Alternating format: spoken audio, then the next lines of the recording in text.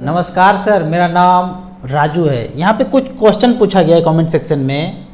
कह रहे हैं कि 25 साल का ड्यूरेशन है, निपॉन स्मॉल कैप में 30,000, क्वांट में 30,000, कैनरा रेवोको में 30,000, स्मॉल कैप में मोतीलाल ओसवाल मिड कैप में 10,000 और 20,000 रुपये का पर मंथ का और इसमें जोड़ना चाहता हूँ, तो कैसा रहेगा पोर्टफोलियो। यहाँ पे 25 साल के लिए इन्वेस्टेड रहना चाहते हैं, तो यहाँ देखते हैं कि 1 लाख रुपये पर मंथ कह रहे हैं कि करेंगे, 80,000 कर ही रहे हैं, 20,000 रुपये और करना चाहते हैं। HDFC small cap, ICC small cap में जोड़ सकते हैं 10-10,000 रुपया, या HDFC flexi cap, ICC multi cap, काफ़ी पुराना म्यूचुअल फंड है, इसमें आप फर्दर जोड़ सकते हैं।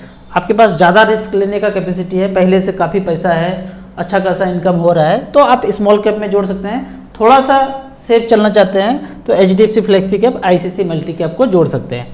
यहाँ पे इसको देखते हैं कि 1 लाख रुपये पर मंथ करते हैं तो आगे क्या हो सकता है। 1 लाख रुपये पर मंथ स्टार SIP के वेबसाइट पे गए हैं, SIP सेक्शन में 25 साल करेंगे और यदि 15% का रिटर्न कैलकुलेट करते हैं तो पैसा जमा 3 करोड़ रुपया होता है, 32 करोड़ 84 लाख रुपया बनता है 25 साल जो आपने ड्यूरेशन बताया है। पर यदि इतना रिटर्न ना मिले, अगर हम 12% के रेट से कैलकुलेट करें तो जमा 3 करोड़ होगा, पैसा बनेगा 18 करोड़ 97 लाख। और यही पैसा अगर सेफर जगह 7% के रेट से मिले तो ये पैसा 8 करोड़ 14 लाख बनता है। तो 12 से 13, 14, 15 के बीच आप कैलकुलेट कीजिए, म्यूचुअल फंड में जो फंड आपने सेलेक्ट किया है इजीली अचीव हो जाएगा। आगे क्वेश्चन बढ़ते हैं। क्वेश्चन नंबर 2 है, मेरे नहीं रहने पे म्यूचुअल फंड कहाँ जाएगा। मैं जब ऊपर चला गया तो नॉमिनी को चला जाएगा या बैंक में आ जाएगा, क्या होगा। आप अगर मच फंड लेते हैं, आपके जाने के बाद वही मच फंड नॉमिनी के नाम पे आ जाएगा, वो ट्रांसफर हो जाएगा। सेम फंड जो मच फंड यहाँ पे है वो नॉमिनी के नाम पे ट्रांसफर हो गया। अब नॉमिनी का मर्जी है इसको कंटिन्यू करे क्या करे। क्वेश्चन इस तरह से है कि म्यूचुअल फंड में ट्रांसफर होएगा हमारे जाने के बाद और हम चाहते हैं कि वो पैसा निकाल ना सके, जैसे है वैसे रह सके, वो कैश में ना निकाल पाए। इस तरह से उनका क्वेश्चन है कि म्यूचुअल फंड कंटिन्यू रहे। एक बार जब यहाँ पे ट्रांसफर हो गया, अब इनका मर्जी है कि वो कंटिन्यू करे या उस पैसे को निकाल ले। यहाँ पे होल सोल मालिक वही हो गए।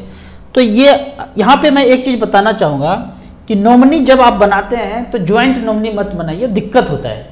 अलग अलग करके रखिए, वो ज़्यादा अच्छा है। मान लीजिए आपके पास 2 लाख रुपये है, 1 लाख में एक अलग नॉमिनी, दूसरे लाख में एक अलग नॉमिनी।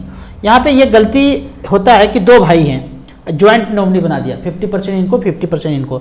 घर में भी ऐसे कर दिया, एक घर है ज्वाइंटली है, दोनों के नाम पे नॉमिनी है।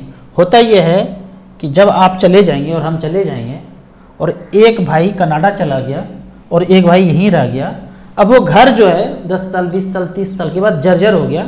ये कहते हैं कि इनको बना लेते हैं, बंटवारा करके बना लेते हैं। वो बोलते हैं हमें कोई मतलब नहीं, हम बंटवारा नहीं करेंगे, कुछ विवाद चल रहा है आपस में, मनमुटाव है, वो करेंगे नहीं। तो जैसे तैसे ज़िंदगी यहाँ पे इनको जीना पड़ेगा, क्योंकि अपना पैसा लगा के ऐसे कैसे बना दे। वो आएंगे तो वो हक जताएंगे, अगर मनमुटाव हो गया है फिर तो बवंडर होना ही है। तो यहाँ पे हमेशा एक चीज़ पहले से सेपरेट करके रखिए, जो जिसका है उसको अलग अलग सेपरेट करके रखेंगे। हम समाज में देख रहे हैं कि पैसा बहुत था, ज़मीन बहुत है, पर कोई सुख भोग नहीं कर पा रहा है, छोटा छोटा विवाद के कारण।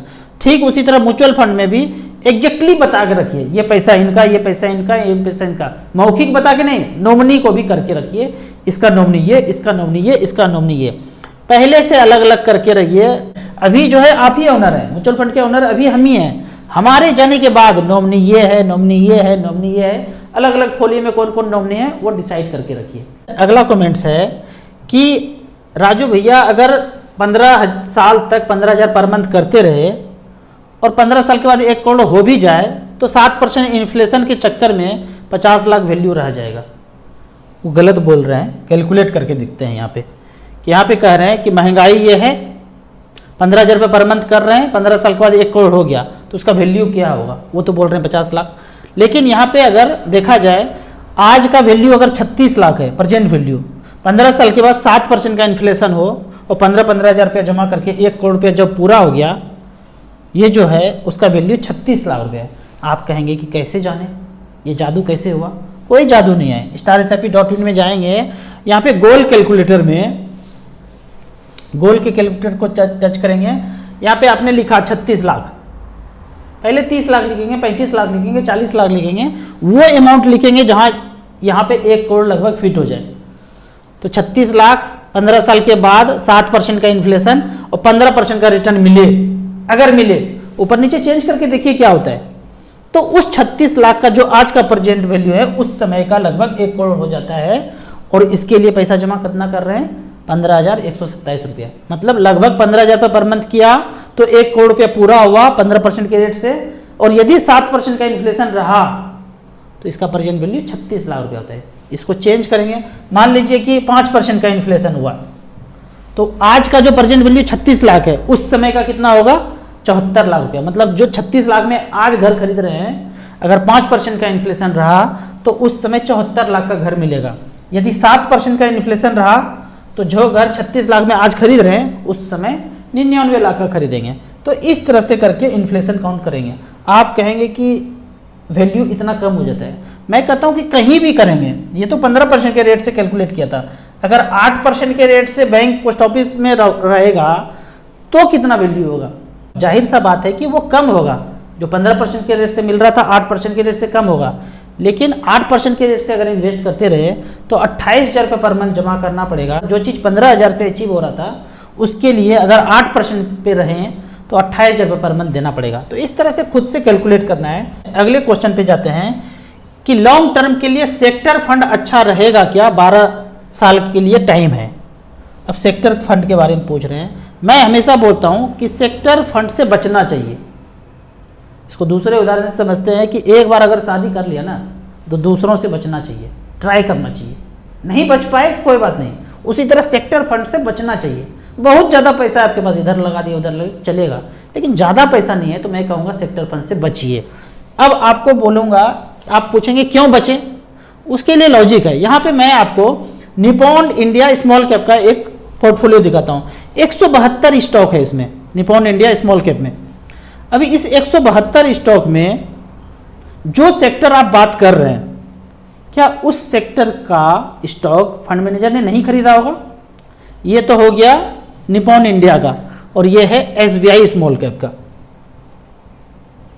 आप कहते हैं कि ये सेक्टर अच्छा लग रहा है, आपको अच्छा लग रहा है, रिटर्न अच्छा लग रहा है, और उसमें कुछ स्टॉक होगा, और फंड मैनेजर को अगर लग रहा है कि वो स्टॉक अच्छा करेगा तो क्या वो स्मॉल कैप में खरीद के नहीं रखेंगे? ऐसा हो ही नहीं सकता है कि फंड मैनेजर को लगे कि ये फंड खूब अच्छा करेगा, ये स्टॉक खूब अच्छा करेगा, तो उसमें वो पोर्टफोलियो में ना रखे। तो ये तामझाम छोड़ना है सेक्टर फंड वगैरह। अगर टेक्नोलॉजी फंड अच्छा लग रहा है तो फंड मैनेजर स्मॉल कैप में टेक्नोलॉजी फंड लेके रख लेंगे। स्मॉल कैप का तो मतलब ही हो गया ना एकदम डाइवर्सिफाइड, जहां लगाना है लगाएंगे।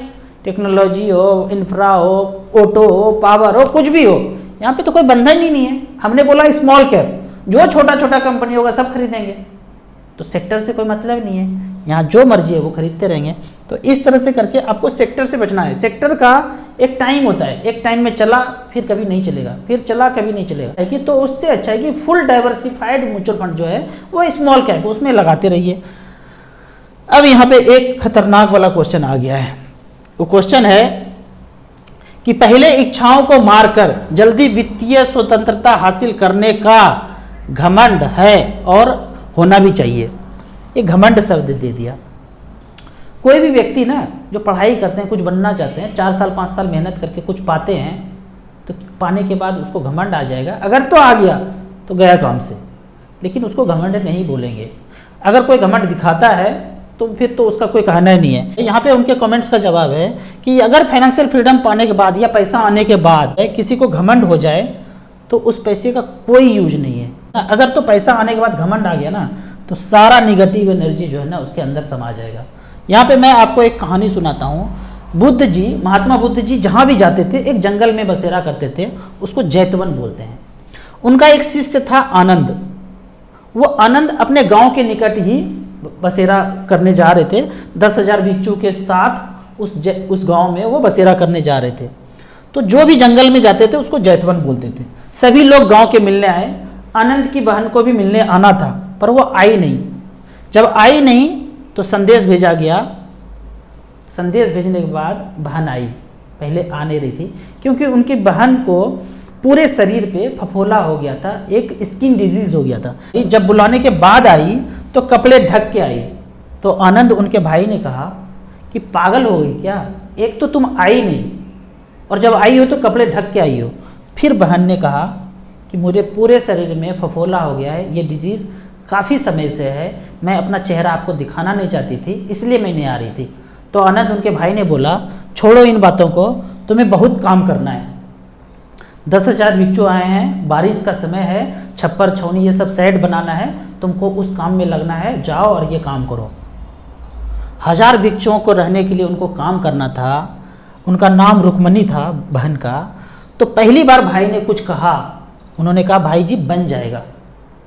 10 साल 12 साल के बाद भाई मिलने आए हैं और उनको कुछ काम दिया तो काफ़ी स्वाभिमानी थी वो। उन्होंने सारे अपने कंगन सोने को बेच दिया और इतना रम गई काम करने में, 2 महीने तक लगातार काम करते रही, इतना काम में रम गई कि उस बीमारी को भूल ही गई और 90% वो ठीक हो गई।